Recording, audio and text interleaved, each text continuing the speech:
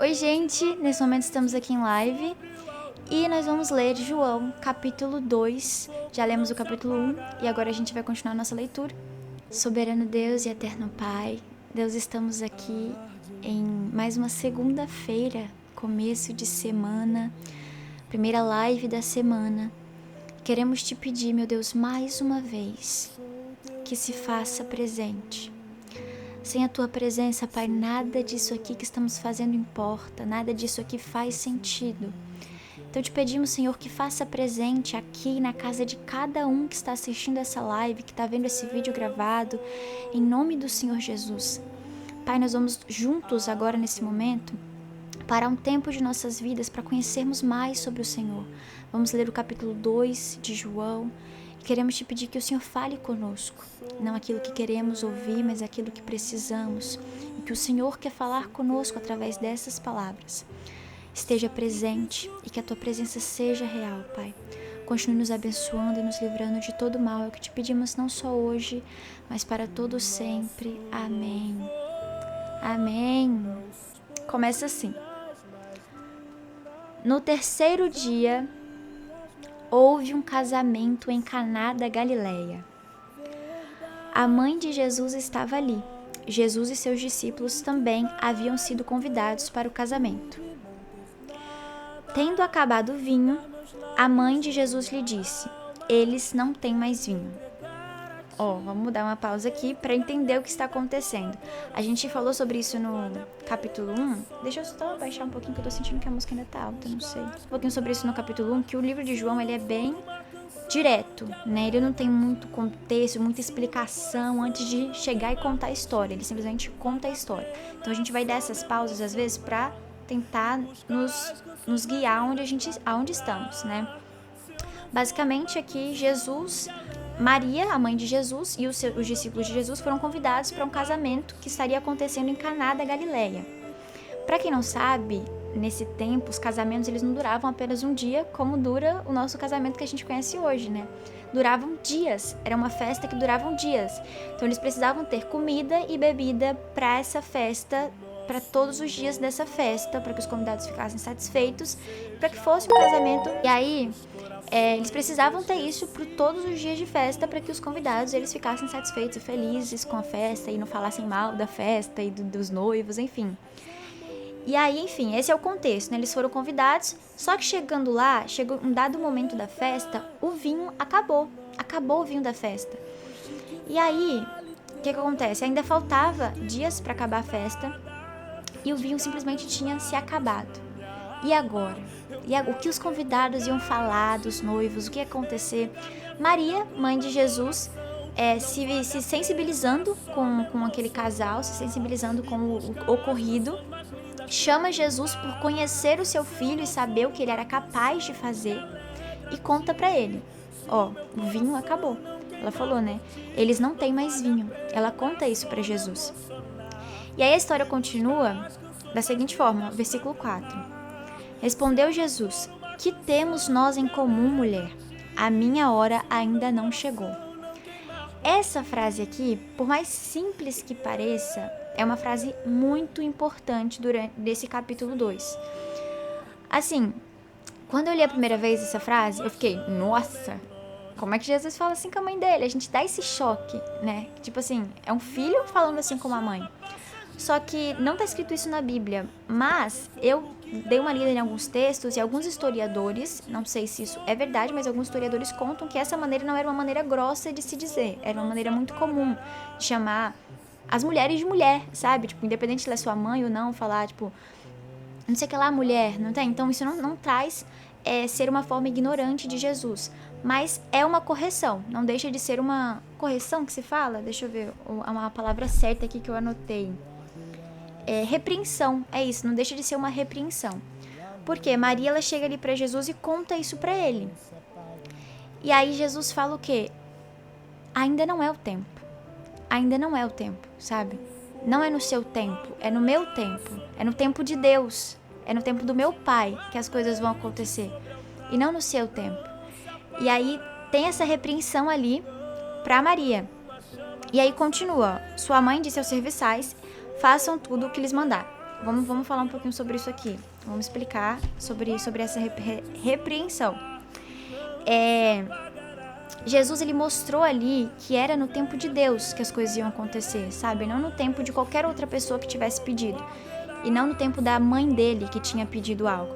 Isso é muito importante pra gente também entender sobre isso. A gente vai conversar melhor sobre essa questão do tempo mais pra frente. Mas, mesmo com essa gentil repreensão de Jesus, mesmo ele dizendo pra Maria que não era o tempo dele ainda, Maria conhecia o seu filho, ela conhecia Jesus, sabe? E ela sabia que ele era capaz de fazer alguma coisa. O que? Não sei, mas alguma coisa ele ia fazer. É por isso que ela vira pros homens e fala pra eles, façam tudo o que ele mandar, sabe? Tipo, eu não sei o que ele vai fazer, eu sei que é no tempo dele, mas só façam o que ele pedir. Independente do que for e da hora que for, façam o que ele pedir. E o que ele quiser que vocês façam. Isso é muito bonito, porque traz uma confiança, sabe? Tipo, um descanso. Tipo assim, eu tô preocupada com tudo que vai acontecer, mas deixa no tempo dele, deixa que ele vai cuidar, ele vai fazer o melhor. Independente do que, se não for o que eu quero que ele faça, ele vai fazer o melhor. Isso é muito bonito dessa parte. Acho que a gente não presta muita atenção nessa pequeno trechinho do texto, sabe? Desse descanso de Maria de eu conheço quem é Jesus. Isso é muito bonito. Quando a gente conhece quem é Jesus, a gente descansa. A gente entende que ele vai fazer no tempo dele, na hora dele, do jeito dele, e vai ser perfeito. Isso é muito bonito. Glória a Deus. Tá, enfim, vamos continuar a nossa leitura aqui. Façam tudo o que eles mandar. Tá. Uma coisa também é que a gente não sabe quanto tempo Jesus demorou pra fazer. Então, tipo assim, a gente não sabe dizer se foi assim que... Perdeu uma moto, tá, gente? Não sabe dizer se foi assim que Maria falou com ele foi e fez. Porque pelo que parece, né? Parece que teve essa demora, esse tempo dele pensar, dele esperar uma resposta do céu. Porque ele disse pra ela que não era no tempo dele, era no tempo de Deus. Então, ele tinha que esperar essa resposta do céu, acredito eu, que ele deve ter esperado ali uma autorização do Pai, de Deus, para ele fazer isso, para ele fazer com que acontecesse, né? Ali perto, o versículo 6 agora. Ali perto havia 6 potes de pedra, do tipo usado pelos judeus para as purificações cerimoniais. Em cada pote cabiam entre 80 e 120 litros. Disse Jesus aos serviçais: encham os potes com água. E os encheram até a borda. Glória a Deus. Então lhes disse: agora levem um pouco ao encarregado da festa. Eles assim fizeram, e o encarregado da festa provou a água que fora transformada em vinho, sem saber de onde este viera. Embora... Calma aí, gente, que eu tô lendo muito baixo, eu não tô conseguindo ler direito. Deixa eu pegar aqui.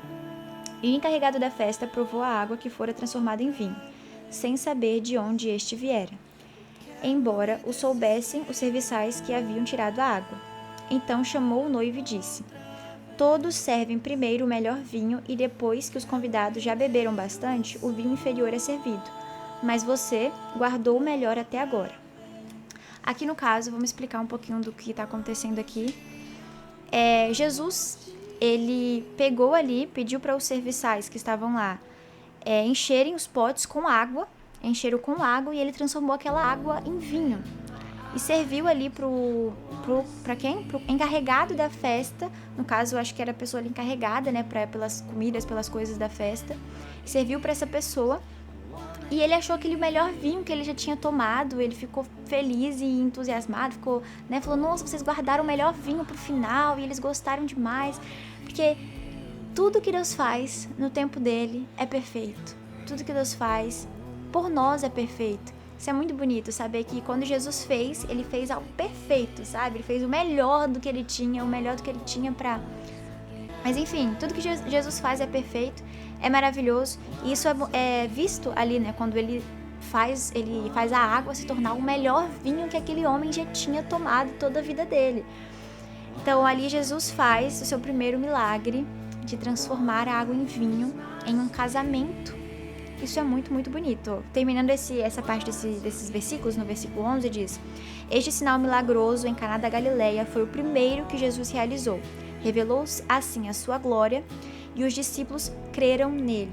Glória a Deus, aleluia.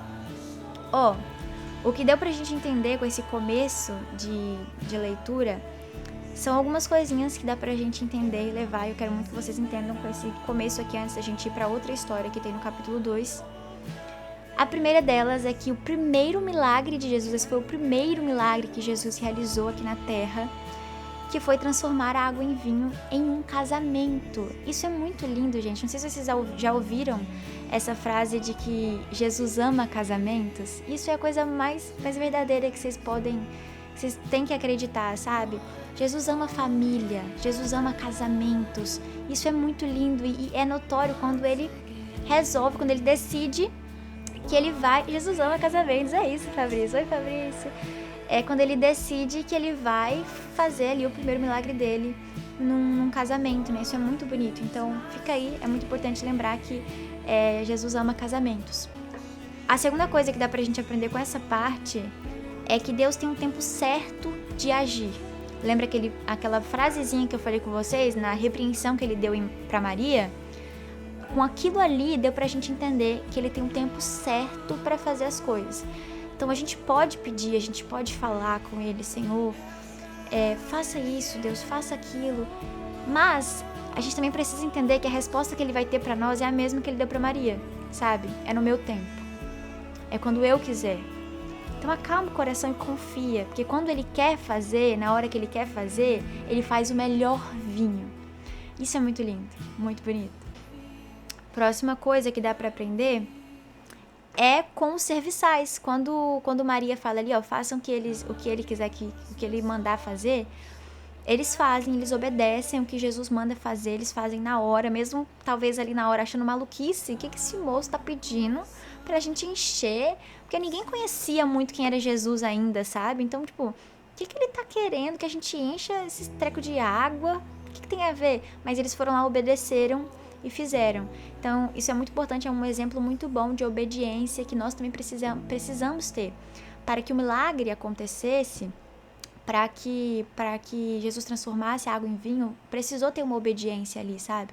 Então, para que o milagre aconteça na sua vida também, para que as coisas comecem a caminhar, para que Jesus transforme a água em vinho, precisa ter uma obediência. Então, é importante a gente também entender essa parte aí desta palavra, por mais pequena e muito direta que seja, dá pra gente ir tirando várias coisinhas de vários pequenos detalhes. Agora, gente, antes de eu continuar essa história, já pararam pra imaginar que loucura pro povo que tava ali naquela festa? Gente, que lindo, que lindo. Tipo assim, eu tenho pra mim que poucas pessoas souberam o que aconteceu, né? Quem soube mesmo foi Maria ali, os serviçais, Jesus, e acredito que soube o que ele fez ali, né? De transformar água em vinho. Acho que não chegou pra todo mundo da festa. Mas imagina que lindo, você vê lá os serviçais, por exemplo, que não conheciam Jesus, encheram o negócio lá de água e de repente não era mais água, era vinho ali dentro. E eles presenciaram o primeiro milagre de Jesus na terra. Isso é muito bonito, muito bonito. Deve ter sido uma experiência perfeita, deve ter sido assim, gente, deve ter sido muito lindo, deve ter sido maravilhoso. João capítulo 2, versículo 12. Vamos lá. Depois disso, ele desceu a Cafarnaum com sua mãe, seus irmãos e seus discípulos. Ali ficaram durante alguns dias. Li errado, perdão. Quando já estava chegando a Páscoa judaica, Jesus subiu a Jerusalém. No pátio do templo, viu alguns vendendo bois, ovelhas e pombas, e outros assentados diante de mesas, trocando dinheiro. Então, ele fez um chicote de cordas e expulsou todos do templo, bem como as ovelhas e os bois. Espalhou as moedas dos cambistas e virou as suas mesas. Aos que vendiam pombas, disse: tirem estas coisas daqui, parem de fazer da casa de meu pai um mercado. Glória a Deus. Vamos falar sobre isso. Gente, que história boa, que história boa. Essa história é muito boa. Vamos explicar um pouquinho? Dar um contexto aqui mais ou menos? As pessoas, elas iam pro templo para fazerem ofertas ao Senhor. Então elas iam levar, a ordem era que elas levassem o melhor que elas tinham, falei errado, o melhor que elas tinham. Então, assim, as melhores ovelhas, pegar do seu pasto, pegar do que você tinha de melhor para levar como oferta pro Senhor, sabe? Tirar, imagina você, como deve ser difícil, tipo, você tirar do que você tem, você pegar o melhor para levar pro Senhor. É uma coisa muito linda, assim, sabe? Essa demonstração muito linda. Perdão, gente, hoje minha dicção tá péssima, mais do que já é. Mas enfim, isso é muito lindo. Só que o que as outras pessoas faziam? Elas iam na porta do templo para vender essas coisas. Então elas vendiam ovelhas boas, vendiam pombas, vendiam as coisas boas lá pro povo não precisar pegar do seu. Chegar lá, comprar e levar pro templo. Entendeu? Entenderam isso? Tipo, facilitou totalmente o evangelho. Facilitou aquilo de ter que pegar algo seu, tirar do seu para levar para Deus, sabe? Tirar o melhor que você tem. Então elas simplesmente não estavam ligando para adoração, não estavam ligando para nada, só começaram a vender lá na porta da igreja, igual aquele povo que vende caneta na frente das escolas para fazer o Enem. As pessoas iam lá, compravam e levavam pro templo sem se importar com nada de antes, sabe? Nenhuma história, nada, só levavam por levar. E aí o que acontece? Jesus chegando e vendo aquilo, ele se ira. Olha uma coisa muito bonita. Eu li uma frase esses dias, li pela internet, mas descobri que é de um livro que diz o seguinte: até a ira de Jesus é pelos motivos certos. Porque a gente pensa, Jesus irou, então Jesus pecou, mas até a ira de Jesus é pelos motivos certos. Jesus, ele estava ali se irritando com aquele povo e cobrando daquele povo não fazer aquilo, porque ele estava buscando pela santidade do templo, sabe? Ele estava... Peraí, gente, que vai sair o louvor aqui e vai entrar uma propaganda de novo. Perdãozinho. Enfim, ele estava ali buscando pelo melhor, sabe? O melhor da igreja, o melhor do templo do Senhor. Que eles estavam fazendo virar brincadeira aquilo ali, virar palhaçada. Tipo, eles não estavam ligando pra adoração, não estavam ligando pra nada. Só estavam indo lá pra ganhar dinheiro, em cima de qualquer coisa. E aí, enfim, aí eu anotei essa frase, né, que até a ira de Jesus é pelos motivos certos. Ele queria restaurar a adoração verdadeira, ele queria restaurar aquilo, a santidade ali no local, que estava sendo simplesmente colocada de canto e o dinheiro estava na frente, porque eles estavam ali facilitando o evangelho, facilitando as coisas. Isso é muito, muito importante a gente falar. E olha que história, gente, a gente não consegue imaginar Jesus assim, não sei vocês, né, mas ele fez justiça, exatamente isso, nosso Deus é um Deus justo. E aí, imagina, Jesus chegando lá, brigando com todo mundo, tacando mesa pro lado e falando, ó, gente, que palhaçada é essa? Que é isso aqui que vocês estão fazendo? Entendeu? Tipo assim, vocês estão achando que isso aqui é brincadeira? Muito, muito legal. Muito, apoio super. Arrasou. Continuando a nossa leitura, versículo 17. Seus discípulos lembraram-se que está escrito, o zelo pela tua casa me consumirá. Então, assim, é muito importante a gente lembrar também ali que os discípulos que andavam com Jesus, eles estavam andando com Jesus há pouco tempo. Então eles não conheciam muito Jesus assim, sabe? Eles não entendiam muito bem, tanto é que você vê ao longo da história, a gente vai ver que muitas coisas que Jesus falava, eles não entendiam, porque Jesus falava por meio de parábolas, falava umas coisas meio estranhas, diferentes para eles não entendiam ainda. Mas a gente também vai falar um pouquinho mais sobre isso. E aí, ali naquele momento, eles lembraram do que estava escrito, né? De que o zelo pela tua casa me consumirá. Então, mais uma prova ali de que, ó, ele é o Salvador, é ele. Então, aos pouquinhos, cada vez que a gente vai lendo, a gente vai percebendo que os discípulos, eles vão, mesmo sabendo que ele é Jesus, eles vão tendo mais provas, sabe? De, ó, ele é ele mesmo, eles vão confirmando. Versículo 18. Isso aqui é importante, ó. Então os judeus lhe perguntaram: que sinal milagroso o Senhor pode mostrar-nos como a prova da sua autoridade para fazer tudo isso? Jesus lhe respondeu: destruam este templo e eu o levantarei em 3 dias. Os judeus, aí ó, isso aqui, gente, Jesus ele estava falando dele mesmo, ele não estava falando do templo físico, ele estava falando dele. Destruam esse templo, que sou eu, esse templo, que eu vou levantar ele em 3 dias. No caso, ele estava falando sobre morte e ressurreição, em 3 dias, compreendem? Só que o povo dali não entendia, os discípulos que estavam com ele não entendiam ainda, tipo, o que esse homem está falando? Ele tá falando dele mesmo, exatamente. Aí até que os judeus falam assim, ó: este templo levou 46 anos para ser edificado. O Senhor vai levantá-lo em 3 dias. Então assim, as pessoas não entendiam o que Jesus falava. Só que aí, no versículo 21, Ó, aí dá a explicação, né? Mas o templo do qual ele falava era o seu corpo. Aí o versículo 22, ó. Depois que ressuscitou dos mortos, os seus discípulos lembraram-se do que ele tinha dito. Então aqui deu uma explicaçãozinha, né? De que depois que Jesus, bem lá na frente que vai contar, depois que Jesus morreu e ressuscitou, aí os discípulos lembraram, nossa, lá no começo ele tinha dito aquilo, e agora que tá fazendo sentido pra gente. Olha que doido. Então, tipo assim, muitas coisas que Jesus falou só foram fazer sentido na cabeça dos discípulos que andavam com ele muito tempo depois, que eles foram ficar, nossa, então era isso que ele tava querendo falar. Nossa. Eu até anotei um pouquinho sobre isso, que eu anotei que às vezes Deus, ele vai fazer e falar coisas sabendo que a gente não vai entender no momento. E ele, tudo bem, ele não quer que a gente entenda no momento, porque lá na frente vai fazer sentido. E aí a gente vai ficar, é isso. Era isso que ele estava querendo dizer. Eu vou ler pra vocês o que eu anotei. A hora certa para entender, foi o título que eu anotei, né? Aí eu coloquei, os discípulos tinham acabado de conhecer Jesus, então era muito difícil entender o que ele falava. Mas esses versículos mostram que na hora certa faz sentido. Ele fala e faz coisas agora para você entender e crer mais pra frente. Então assim, às vezes você não compreende algumas coisas que foram faladas, mas às vezes você não entende agora, mas vai fazer sentido lá na frente, sabe? Vai começar a encaixar, vai fazer sentido as coisas, então acalma, peça direcionamento e espera. No momento certo vai dar certo e vai fazer sentido. Vamos finalizar agora. Ó, aí diz, né, que os discípulos lá na frente, eles lembraram, nossa, aquilo lá no começo, era isso que ele estava querendo dizer.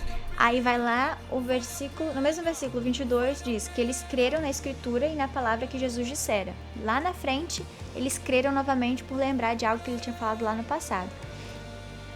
Aí, ó, versículo 23. Enquanto estava em Jerusalém, na festa da Páscoa, muitos viram os sinais milagrosos que ele estava realizando e creram em seu nome. Presta atenção nisso aqui. Muitos viram sinais e creram no nome de Jesus.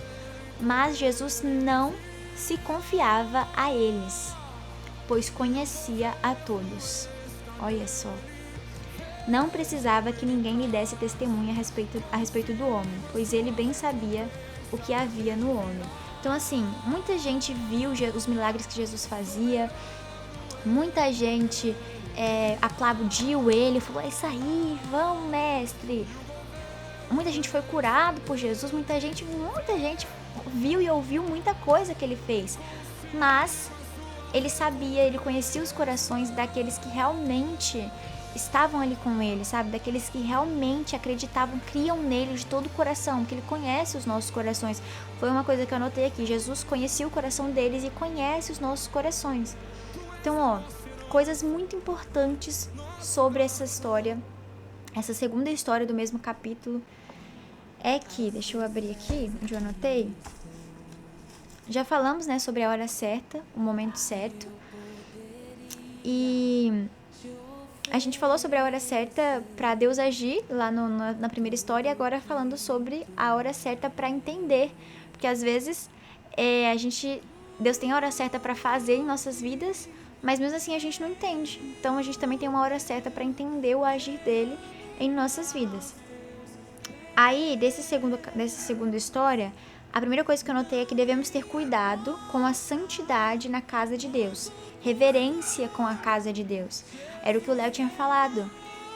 Hoje em dia é muito comum a gente ver em algumas igrejas isso deixado de lado, sabe? Principalmente o cuidado com a reverência na casa de Deus. Isso é uma coisa muito, muito forte, muito pesada, que tem pessoas que simplesmente não ligam, pessoas mexendo no celular no meio do culto, ignorando o que está acontecendo, conversando muito na igreja, e vira para um lado, conversa, vira para o outro, conversa, sabe? Não para ouvir a palavra, para prestar atenção no culto, para entender o que está acontecendo. Enfim, muitas coisas que simplesmente são deixadas de lado, ignoradas. Acontece muito, Ana, muita coisa, acontece demais.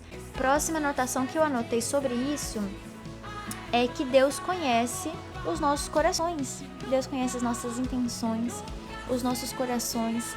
Já que falamos de que a gente precisa ser cristão aqui, é que não adianta a gente estar lá na igreja, cantar, pregar, adorar, tá lá com as mãos estendidas e o coração vazio. Não adianta a gente dizer que ama Jesus, eu sou cristão, eu vou na igreja, eu faço isso, eu leio a Bíblia, se você não ama Jesus verdadeiramente, se você não conhece verdadeiramente, se você não anda lado a lado com ele, sabe? Não adianta, porque Ele conhece os nossos corações. Então não adianta você abrir a sua câmera, postar um vídeo fingindo o evangelho falso, não vivendo o evangelho verdadeiro, se o coração tá longe de Cristo. É isso. Então assim, não adianta brincar com Deus. Não adianta. Fica com um recado pra você, tá vendo?